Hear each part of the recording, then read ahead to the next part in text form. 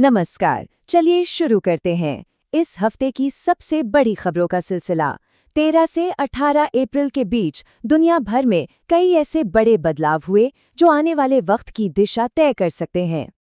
अच्छा, एक नए स्पाई चीफ, एक रोबोट जो इलेक्शन ड्यूटी पर है और एक रिकॉर्ड तोड़ने वाली मैराथन, इन तीनों में क्या कॉमन हो सकता है? यही तो इस हफ्ते की खासियत थी। ये सभी वो सुर्खियां हैं जो हमें दिखाती हैं कि दुनिया में लीडरशिप, टेक्नोलॉजी और इंसानी जज्बे के नए चैप्टर लिखे जा रहे हैं। तो चलिए एक एक करके इन पर नजर डालते हैं। तो सबसे पहले बात करते हैं उन बड़े चेहरों की जो सत्ता के गलियारों में हलचल मचा रहे थे।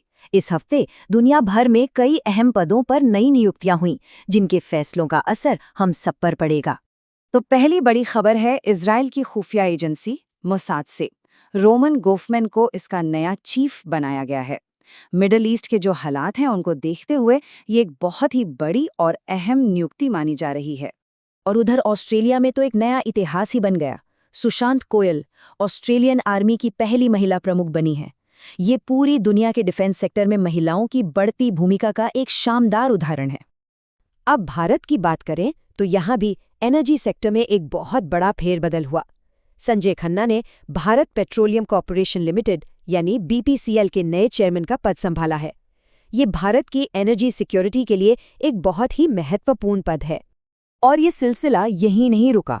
इराक की राजनीति से लेकर बिहार के मुख्यमंत्री पद तक और भारतीय उद्योग परिसंघ यानी सीआईआई से लेकर वर्ल्ड इकोनॉमिक फोरम तक हर जगह नए चेहरे देखने को मिले।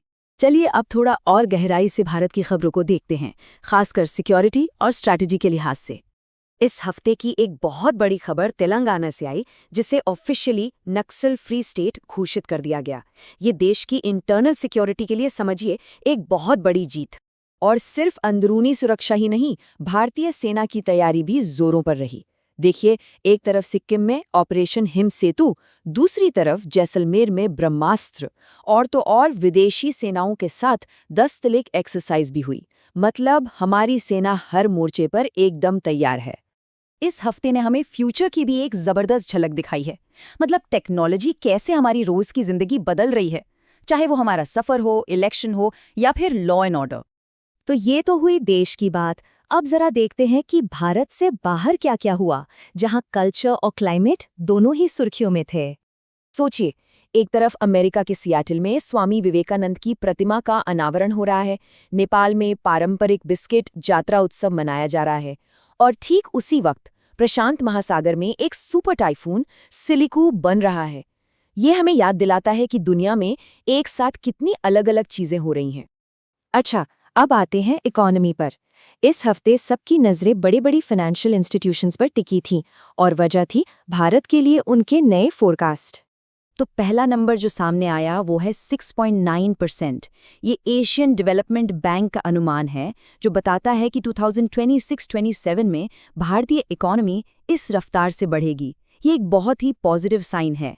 दूसरी तरफ आईएमएफ यानी इंटरनेशनल मॉनेटरी फंड का अनुमान थोड़ा संभल कर है।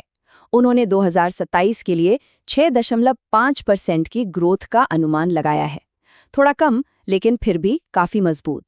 तो पॉइंट ये है कि नंबर भले ही थोड़े ऊपर नीचे हों, लेकिन दुनिया की दो सबसे बड़ी संस्थाएं मान रही हैं कि इंडियन इकोनॉमी की ग्रोथ दमदार रहने वाली है। और इकोनॉमी की इसी मजबूती का एक जीता जागता सबूत है अमूल। 1 ट्रिलियन रुपए यानी 1 लाख करोड़ रुपए का टर्नओवर, ये आंकड़ा हासिल करने वाली पहली भारतीय एफएमसीजी कंपनी बन गई है अमूल। इससे पता चलता है कि हमारे अपने बाजार में कितना पोटेंशियल है। चलिए अब आखिर में बात करते हैं कल्चर, स्पोर्ट्स और उन ऐतिहासिक पलों की जिन्होंने इस हफ्ते को यादगार बनाया। इस हफ्ते हमने इतिहास के एक बहुत ही दर्दनाक पन्ने को भी याद किया। जलियांवाला बाग हत्याकांड की 107वीं बरसी पर शहीदों को श्रद्धांजलि दी गई। लेकिन हाँ, खेल की दुनिया से कई शानदार खबरें भी आईं। नए रिकॉर्ड्स बने।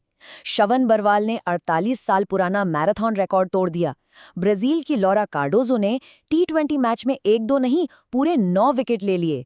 और आर वैशाली ने फिडी विमेन्स कैंडिडेट्स शतरंज टूर्नामेंट जीतकर इतिहास रच दिया।